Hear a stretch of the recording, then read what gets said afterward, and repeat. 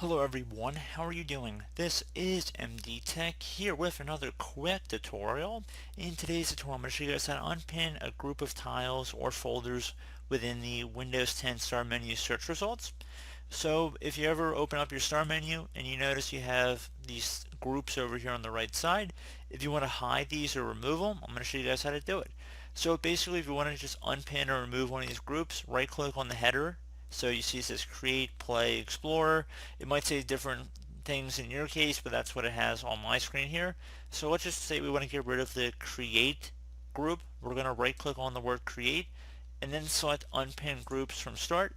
And there you go, simple as that, guys. So pretty straightforward process here. Do hope I was able to help you out, and I do look forward to catching you all in the next tutorial. Goodbye.